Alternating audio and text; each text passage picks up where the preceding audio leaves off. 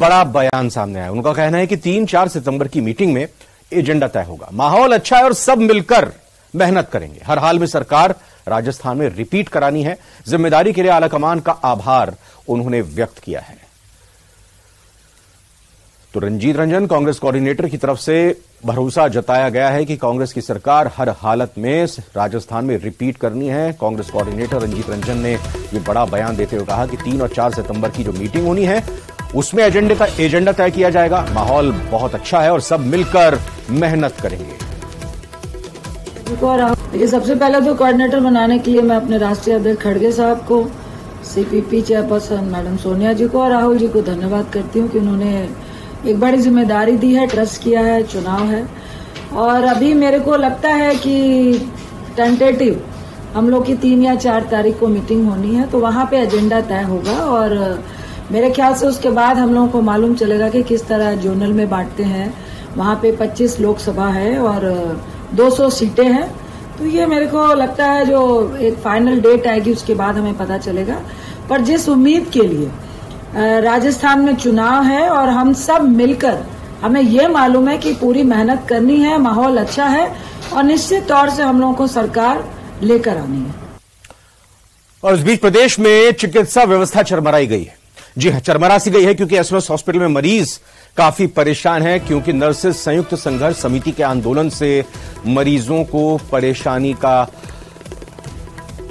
उठानी पड़ रही है। आपको बता दें कि एसएमएस के प्रिंसिपल राजीव बगरहट्टा का बयान भी सामने आ गया। उनका कहना है कि आंदोलन के लिए हमें कल सूचना प्राप्त हुई थी और कल से हमने एहतियात के कदम उठा दिए हैं। हमारी कोशिश रहेगी कि पेशेंट को कम से कम परेशानी हो। लेकिन इस बीच मरीजों को, उनके तीमारदारों को काफी परेशानियों का सामना करना पड़ रहा है और अस्पतालों में व्यवस्था चरमराई सी हुई दिखाई दे रही है। उसी के संदर्भ में, उसी की कड़ी में हमने ये कोशिश की है कि एक तो हमने रिक्वेस्ट की है और निर्देश भी दिए हैं जो हमारे कॉलेज ऑफ नर्सिंग है, उनके जो प्रधानाचार्य हैं उनसे हमने कल वार्ता भी की थी और उन्होंने लिखित निर्देश भी दिए हैं कि उनके जो स्टूडेंट्स हैं, जो नर्सिंग स्टूडेंट्स हैं, उनको तैनात किया जाए विभिन्न वार्डों में। और ये भी कहा गया है कि हमारे जो विभिन्न अस्पतालों के जो अधीक्षक हैं उनको आपस में समन्वय बना के प्रधानाचार्य, नर्सिंग कॉलेज के प्रधानाचार्य से समन्वय संपर्क करके कोशिश की जा रही है कि जहां जहां जाकर कमी हो रही है वहां पर उन नर्सिंग स्टूडेंट्स को भी लगाया जा रहा है।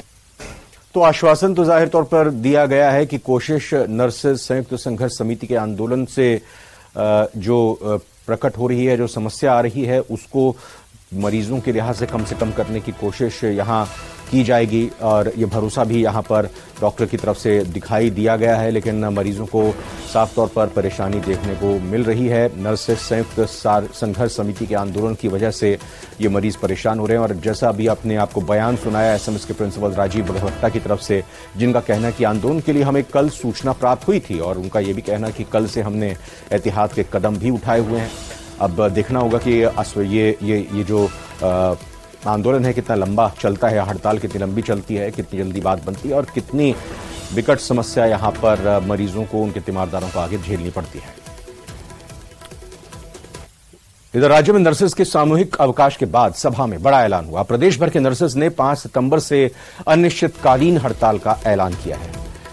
राजस्थान नर्सेज संयुक्त संघर्ष समिति ने इसका ऐलान किया है। राजस्थान में आज नर्सेज ने किया है इस 1 दिन के सामूहिक अवकाश और कार्य बहिष्कार। केंद्र के समान वेतन भत्ते, कैडर रिव्यू, नर्सिंग निदेशालय, उच्च शिक्षा भत्ता समेत 11 सूत्रीय इनकी मांगे हैं। लेकिन अभी ये अपडेट आ रही है, बड़ी अपडेट आ रही है। राज्य में नर्सेज के सामूहिक अवकाश के बाद अब सभा जो इनकी चल रही थी उसमें बड़ा ऐलान किया गया। प्रदेश भर के नर्सेज ने 5 सितंबर से, यानी अब आगामी 5 सितंबर से अनिश्चितकालीन हड़ताल का ऐलान कर दिया है। क्योंकि आज जो राजस्थान नर्सिंग संयुक्त संघर्ष समिति की सभा हुई उसमें ऐलान हुआ है। वैसे नर्सेज की तरफ से, इस संगठन की तरफ से आज 1 दिन का सामूहिक अवकाश और कार्य बहिष्कार का ऐलान था। इनकी मांगे कुछ इस प्रकार से हैं। इनका कहना है कि केंद्र के समान इनको वेतन भत्ते दिए जाएं, समान वेतन भत्ते इनको मिले, कैडर रिव्यू किया जाए सभी कर्मचारियों का। इसके अलावा नर्सिंग निदेशालय, उच्च शिक्षा भत्ता समेत कुल मिलाकर इनकी 11 सूत्रीय मांगे हैं और इन्हीं मांगों को लेकर, इनकी मांगों की पूर्ति को लेकर ये आज 1 दिन के सामूहिक अवकाश और हड़ताल पर थे। लेकिन अब ऐलान किया गया है कि आगामी 5 सितंबर से अगर इनकी मांगों को नहीं माना गया तो ये अनिश्चितकालीन हड़ताल पर चले जाएंगे। आज ये सभा हुई, उसी में ये ऐलान किया गया, फैसला किया गया। तो आगे आने वाले दिनों में और भी ज्यादा व्यवस्था स्वास्थ्य के लिहाज से गड़बड़ा सकती है, क्योंकि अगर 5 सितंबर की जो एक तरह से कहें कि डेडलाइन दी गई है, कह लीजिए कि चेतावनी दी गई है, जो ऐलान किया गया है राजस्थान नर्सिंग एसोसिएशन की तरफ से, उनका साफ तौर पर नर्सिंग संयुक्त संघर्ष समिति की तरफ से ऐलान किया गया है कि अब 5 सितंबर से वो अनिश्चितकालीन हड़ताल पर चले जाएंगे। आज के दिन भले ही इस हड़ताल को सांकेतिक तौर पर सामूहिक अवकाश के साथ ही प्रदर्शन को लेकर इन्होंने आज अपने नाराजगी जाहिर की, अपनी मांगों को रखा, लेकिन अब इस चेतावनी को और भी आगे बढ़ाते हुए इनका साफ तौर पर आज हुई सभा के बाद ऐलान सामने आ चुका है कि 5 सितंबर के बाद से अनिश्चितकालीन हड़ताल पर चले जाएंगे और इसके अलावा उनके पास कोई चारा नहीं है। जो भी इनकी मांगे हैं उन पर विचार किया जाए। 11 सूत्रीय मांगे जिनको लेकर लगातार ये संघर्षरत हैं। इनका ये कहना कि हम चाहते हैं कि जल्द से जल्द हमारी सुनवाई हो, हमारी बातों पर अमल किया जाए और हमारी बातों पर अमल करने के साथ साथ हमारी सभी मांगों को माना जाए। अगर इन मांगों पर विचार नहीं होता, ये मांगे नहीं मानी जाती हैं, तो फिर अब आगे आने वाली 5 सितंबर से ये अनिश्चितकालीन हड़ताल पर चले जाएंगे। कुछ मांगे इनकी इस तरह की हैं कि केंद्र के समान वेतन भत्ते इनको दिए जाएं, कैडर को रिव्यू किया जाए, नर्सिंग निदेशालय स्थापित हो, उच्च शिक्षा भत्ता समेत इनकी कुल मिलाकर 11 सूत्रीय मांगे हैं। और जैसा हमने अभी आपको खबर भी दिखाई, आज लगातार न्यूज 18 राजस्थान आपको बता भी रहा है सुबह से ही कि राजस्थान नर्सिंग संयुक्त संघर्ष समिति की इस आज की सामूहिक अवकाश और हड़ताल के चलते कितनी परेशानियों का सामना यहां करना पड़ा। हालांकि अस्पताल प्रबंधन की तरफ से दावा भी किया गया, लगातार कोशिश भी की जा रही है कि मरीजों को परेशानी ना हो।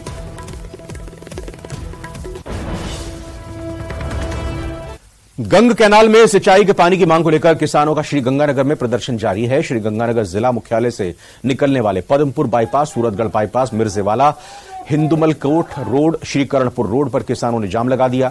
दरअसल किसानों ने गंग कैनाल में सिंचाई पानी की मांग को लेकर जिला कलेक्ट्रेट ऑफिस पर प्रदर्शन का ऐलान किया था, जिसके बाद से स्थानीय पुलिस प्रशासन से श्रीगंगानगर में एंट्री करने वाले सभी रास्तों पर बैरिकेडिंग कर रखी है। हालांकि पद्मपुर बाईपास पर कुछ किसानों ने पुलिस बैरिकेडिंग को तोड़ दिया, वहीं कुछ किसान ट्रैक्टर ट्रॉली लेकर भी पहुंच गए।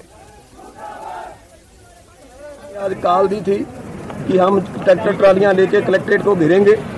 पुलिस ने जगह जगह सड़कें रोक दी हैं और इल्जाम हम पर लगाया जा रहा है कि हमने सड़कें रोक दी। हमने कहीं सड़क को भी रोकी। पुलिस की टेढ़ी गाड़ियां लगी हुई, आप देख सकते हैं, बैरिकेड देख सकते हैं, जगह जगह सड़कें पुलिस ने रोकी हैं। हमने तो जहां रोका गया है हम वहीं पक्का मोर्चा लगा देंगे, जैसे दिल्ली में लगाया था। जहां हमें रोकेंगे हम वहीं पक्का मोर्चा लगा देंगे। पुलिस हम पर इल्जाम मत लगाए कि हमने शहर जाम कर दिया है चारों तरफ से, ये पुलिस ने किया है। प्रदेश कांग्रेस कमेटी की ओर से बांसवाड़ा में पीडब्ल्यूडी मंत्री भजनलाल जाटव को समन भेजा गया है, माफ कीजिएगा, भजनलाल जाटव को भेजा गया है। वो पार्टी कार्यकर्ताओं से विधानसभा चुनाव के लिए पार्टी स्तर के नामांकन ले रहे हैं और इसी दौरान गढ़ी क्षेत्र के एईएन महिपाल कटरा अपने आवेदन करने पहुंचे तो वहां फिर से माहौल गर्मा गया। पूर्व विधायक कांता भील ने यह कहते हुए आपत्ति फिर से दर्ज कराई है कि यह सरकारी कर्मचारी है, आवेदन नहीं कर सकते। और हालांकि इसके बाद मौके पर मौजूद लोगों ने मामले को शांत कराया। तो आपको बता दें, प्रदेश कांग्रेस कमेटी की तरफ से बांसवाड़ा में पीडब्ल्यूडी मंत्री भजनलाल जाटव को भेजा गया है। नहीं है किससे क्या हाथापाई हुई है, मुझे अभी तक कोई मालूम नहीं है। अभी हम लोग आए हैं, पहुंचे हैं, कैसे क्या हुआ है उसको देख लेंगे और कार्यकर्ताओं में जोश है इस टाइम पर, तो निश्चित तौर पर क्या हुआ है, कैसे हुआ है वो जांच सकते। कोई दिक्कत है तो उस भाई को बुलाएंगे, बैठ के चर्चा करेंगे, उसका आवेदन लेंगे, वो देना चाहेगा आवेदन लेंगे, तो नहीं लेंगे आवेदन। कोई भी आदमी, लोकतंत्र, डेमोक्रेसी, ये कांग्रेस पार्टी वो पार्टी है जिसके अंदर डेमोक्रेसी है, ऐसे नहीं है। हमारे अध्यक्ष का भी आप समझ सकते हैं चुनाव के द्वारा उनका चयन हुआ है। भारतीय जनता पार्टी की तरह नहीं है कि लिया नाम थोप के रख दिया। मौसम चुनावी है, मंथन हो रहा है, बैठकें चल रही हैं। राजस्थान कांग्रेस की ओर से मिशन 156 के लिए उम्मीदवारों के चयन को लेकर स्क्रीनिंग कमेटी बनाई गई है अजमेर जिले में। इसे लेकर आज मंत्री लालचंद कटारिया और ममता भूपेश पहुंचे। सर्किट हाउस में जिले के तमाम कांग्रेस के उम्मीदवार अपना आवेदन करने के लिए यहां पहुंचे। ब्यावर, केकड़ी समेत शहर और देहात की कुल 8 सीटों के लिए आवेदनकर्ताओं ने मंत्रियों को 1-to-1 आवेदन देते हुए जीत का आधार भी बताया। इस दौरान सर्किट हाउस में सैकड़ों कांग्रेस कार्यकर्ताओं और पदाधिकारी का जमावड़ा देखने को मिला।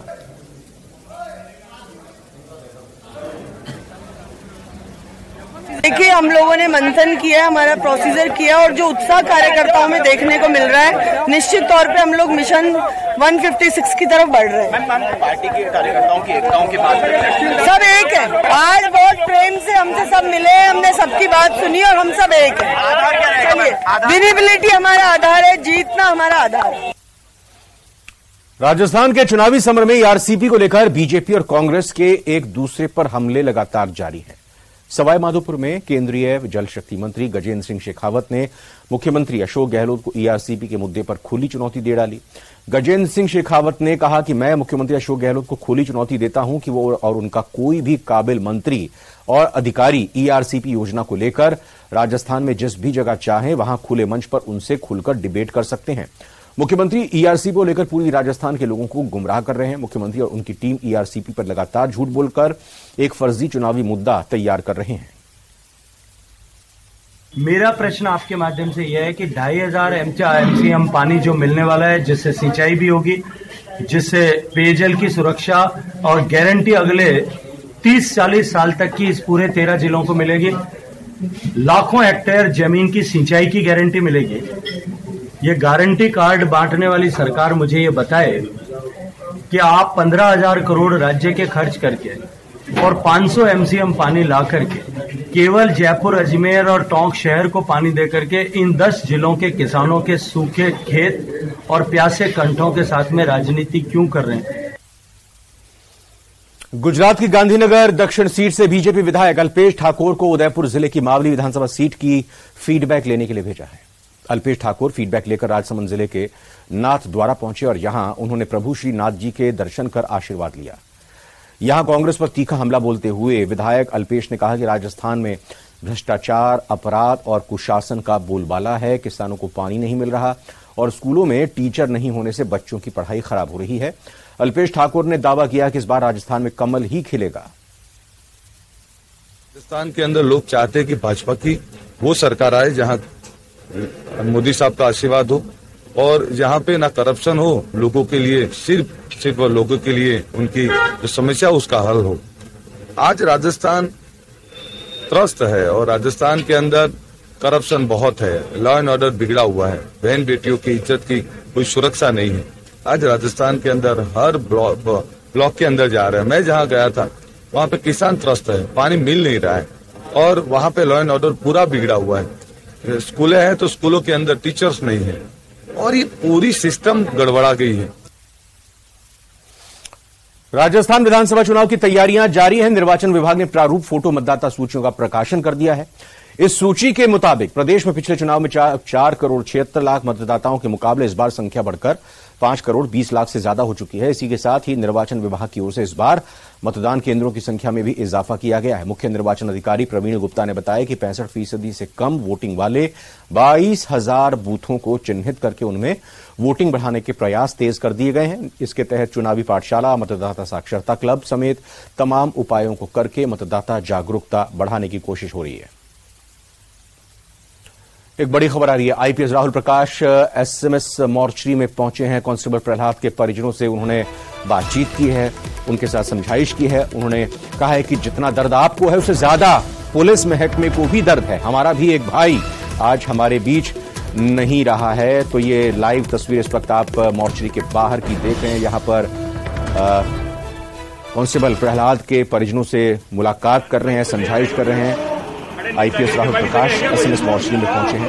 ये लाइव तस्वीरें हैं, वहां पर बातचीत चल रही है और ये कहा जा रहा है कि पुलिस के जवानों ने हमेशा जनहित में गोली खाई है।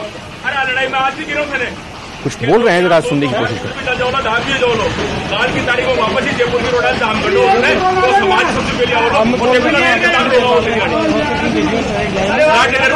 हमारे लाइव यहाँ ग्राउंड जीरो पर मौजूद हैं और यहाँ लगातार हमारे साथ जुड़े हुए हैं। बिल्कुल महेश, यहाँ समझाने की कोशिश और बताते हुए कि पुलिस महकमे ने भी एक अपने भाई को खोया है, एक कर्मचारी ने अपने एक भाई को खोया है। क्या कुछ वार्तालाप अभी हो रही है?